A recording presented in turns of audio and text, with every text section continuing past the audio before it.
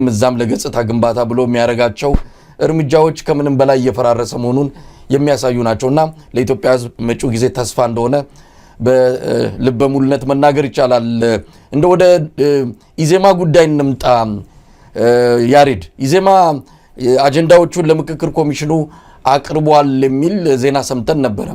ከነዛ አጀንዳዎች አንዱ መጪው የኢትዮጵያ ስርዓተ መንግስት ፕሬዝዳንታዊ እንዲሆን የሚጠይቅ መሆኑን ዛሬ ሪፖርተር ጋዜጣ ባስነበበው ዜና ላይ ተመልክተናል። ስለዚህ አብይ አህመድ በዋናነት ኮሚሽኑን ያቋቋመው ይሄ የኢትዮጵያን የመንግስት ስርዓት ከፓርላሜንታሪ ወደ ፕሬዝዳንታዊ ለማድረግ ፍላጎት እንዳለው ይህን እሱ በቀጥታ ከሚጠይቅ በነብራኑ በኩል እንዲጠየቅ አደረገ የሚለው ጥርጣሬ ዛሬ በይፋ እውነት መሆኑ ተረጋግጧል። ስለዚህ አብይ ፕሬዝዳንት ሆኖ ስልጣኑን አጠናክሮ እንዲቀጥል ኢዜማ አጀንዳ አድርጎ አቀረበ በሚል ተስተካክሎ ዜናው ቢሰራ የበለጠ ስሜት ይሰጣል ማለት ይችላልውና እንዴት አየው ግን ያሬድ? እኔም ዜናውን ሳየው አስደምሞኛል። ምንድነው እንግዲህ አንድ አይነት አቋም ይዘዋል ሊሆን ይችላል።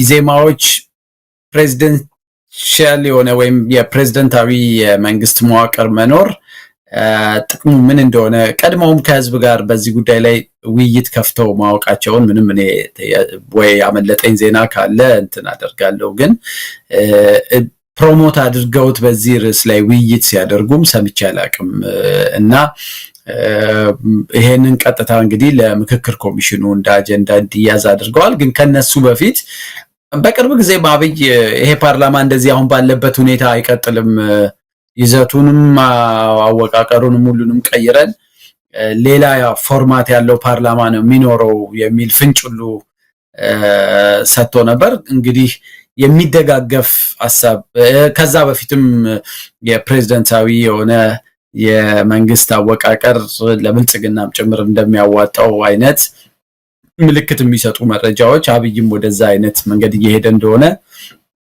አንዳንድ የነሱ ምሁራኖች እሱንም ፕሮሞት ሲያደርጉ ስለቆዩ ብልጽግናና ኢዜማ ካላቸው በጣም የመደጋገፍ የመቀራረብ ምናልባትም እንደ ተቋሚ እንደ ተፎካካሪም ለማየት እኔ ፐርሰናሊ እንደ ተፎካካሪ ማየት ካለው ጠቅላላ ሁኔታ አንፃር ይቸግረኛል። የሚደጋገፉ ተደጋጋፊ ኃይሎች ነው የሚሆኑት። ምናልባትም ከዚህ በፊትም አንድ ውይይትም ላይ ፕሮፖዝ ያደረኩት መርጅም ቢያደርጉ ወደፊትም ምናልባት መርጅም ሊያደርጉ ይችላሉ። ስለዚህ የጋራ ምልከታ የጋራ አቋም እንዳላቸው ነው ይሄ የሚያሳየው። ምናልባትም አሁን ባለው የአገሪቷ ሁኔታና ምርጫ ከተካሄደ ኢዜማ ልክ እንዳሁኑ ፓርላማ ምናልባት አንድ ሰው ሁለት ሰው መቀመጫ ላይ ሊያስቀምጥ ይችል ይሆናል። ምክንያቱም አገሪቱ ውስጥ ባለው ጠቅላላ ውጥረትም ምንም እንደው ከምሩ እንኳን መወዳደር ቢፈልግ ያገዛዝ ስርዓቱን አሁን መነቅነቅ የሚችልበት አቋም ላይ አይደለም ያለው። ልክ እንደ ብልጽግና የፐብሊክ የህዝብ ቅቡልነት ችግር ከገጠማቸው የተቃዋሚ ፓርቲዎች አንዱ ነው።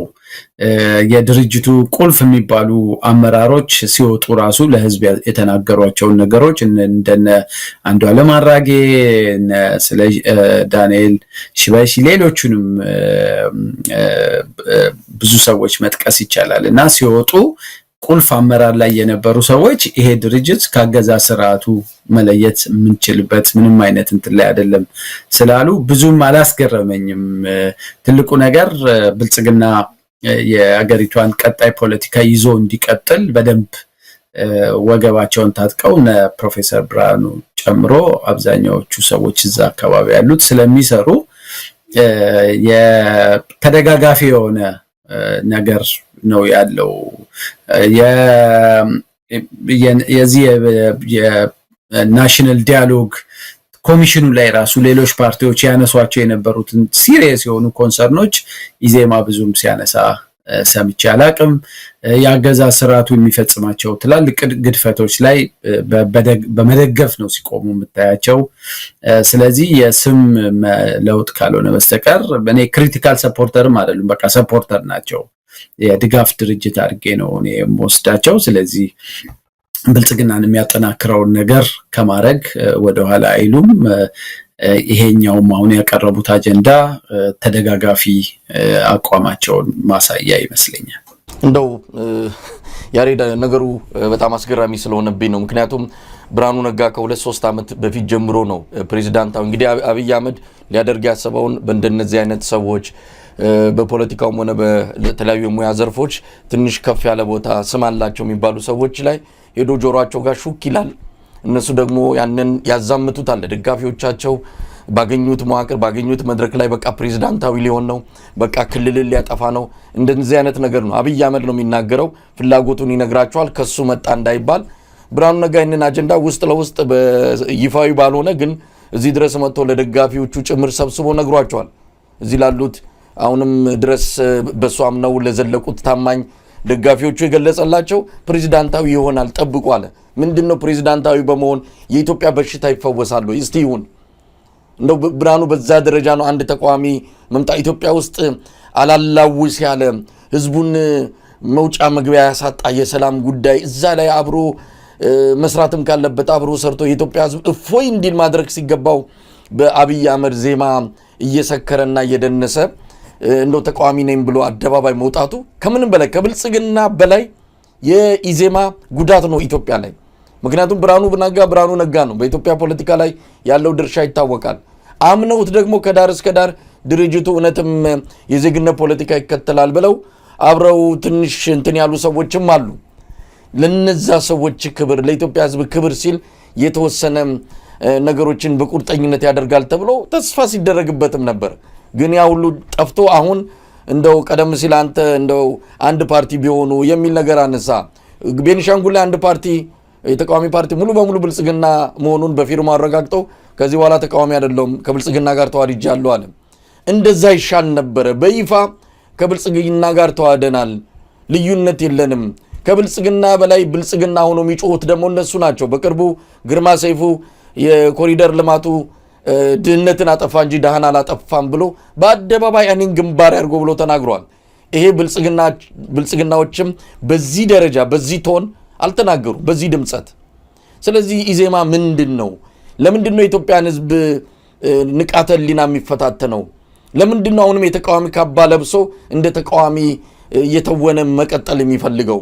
ይህ አጀንዳ የአብይ አህመድ አጀንዳ ነው። በዚህ አጋጣሚ የምክክር ኮሚሽኑ ማን እንደሆነ የተጋለጠበት ነው ማለት እንችላለን።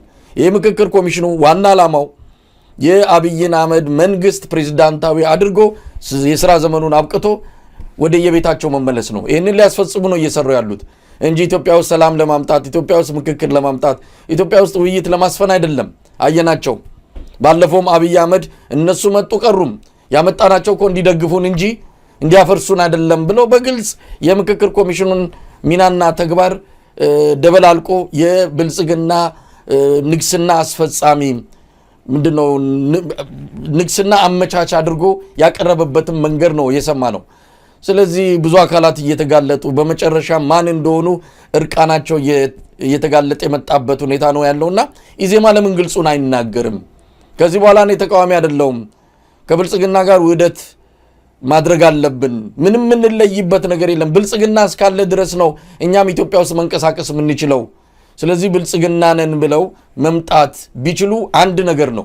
ኢዜማ ነን እያሉ ከቀጠሉ ግን እውነት ለመናገር የኢትዮጵያ ሕዝብ ከማንም በላይ ከብልጽግና ባልተናነሰ ሁኔታ መታገል ያለበት ኢዜማን ነው። እኔ የብልጽግና ኢዜማዎች ሆኖ አሁን ብልጽግናዎችም ኢዜማን በተቃዋሚነት እንዲቆይ የሚፈልጉበት በቂ ምክንያት አላቸው። ምክንያቱም ምርጫው በማናቸውም ሁኔታ ውስጥ ዞሮ ዘግይቶ ምንም መካሄዱ አይቀርም። ስለዚህ አትሊስት ይሄንን የፌክ ምርጫ የውሸት ምርጫ ነው የምለው ያንን የውሸት ምርጫ የሚያጅብህ አካል ከሌለ ምርጫው ምርጫ አይሆንም። አትሊስት ዝም ብሎ ምርጫ ተብሎ ስም ሊወጣለት አይችልም። ስለዚህ ለዓለም አቀፍ ማህበረሰቡም ለሚደግፏቸው በገንዘብም በምንም ቢያንስ ምርጫው ላይ ተቃዋሚ ኃይሎች አሉ የሚለውን ኢሜጅ ያመጣላል። ምናልባት ከምርጫው በኋላ ኢዜማ ጓዙን ጠቅልሎ ሊቀላቀል ይችላል ወይ እንደ ፓርቲም የፐብሊክ ሰፖርት ካጣ እንደ ፓርቲም ኤግዚስት ላያደርግ ይችላል። ግን አትሊስት ዋነኛ የሚፈልግበትን ሚሽን ከምርጫ ጋር የተያያዘው ሚሽን መወጣት አለበት። ስለዚህ ከምርጫው ወዲህ እሱ ሊሆን አይችልም። ከምርጫው በኋላ ግን ላይቀጥልም ይችላል እንደ ፓርቲ ወይም ደግሞ ምናልባት መርጅም ሊያደርግ ይችላል ወይ ሌላ መልክ ሊይዝ ይችላል። ለማንኛውም ግን ለዚህ ምርጫ አስፈላጊ ነው። አሁን የምርጫ መካሄድ አይችልም ኢትዮጵያ ውስጥ ባለው የዚህ አስቸጋሪ የሆነ የግጭት አውድ ውስጥ ምርጫ ማካሄድ አንችልም ብለው ሌሎች ፓርቲዎች የሚያሳዩትን አይነት ጠንከር ያለ አቋም በኢዜማ በኩል ብዙም አታይም። አንድ ሁለተኛ ኢዜማ ሌሎች ፓርቲዎች የሚገጥማቸውን አይነት ፈተናም ያን ያህል አሁን በቀደም አይተሃል የኢሃፓ ሰዎች መሰብሰቢያ አዳራሽ እንኳን ማግኘት አልቻሉም።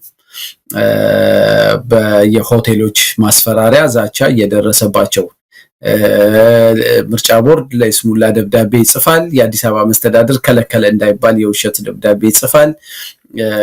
ከዛ በኋላ ግን ከጀርባ ደህንነቶች ስልክም እየደወሉ በአካልም እየሄዱ ሆቴሎችን ለነዚህ አካላት አዳራሽ አታከራዩ ይላሉ። ኢዜማ ግን ከራሱ ከያዘውም ኢንፍራስትራክቸር አልፎ ገና ሲገባም ሰፊ ሁኔታዎች ተመቻችተውለታል።